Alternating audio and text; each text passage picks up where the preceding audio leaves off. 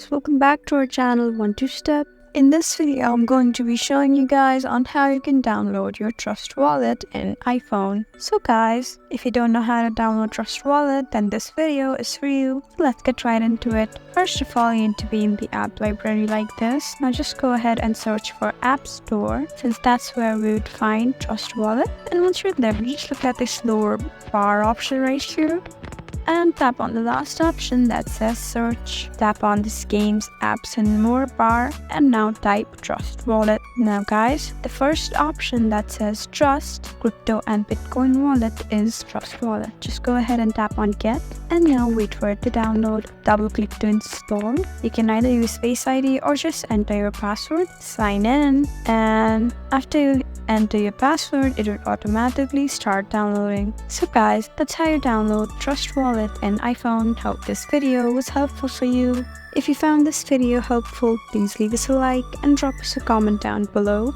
And if you want more helpful videos like these, then please subscribe to our channel.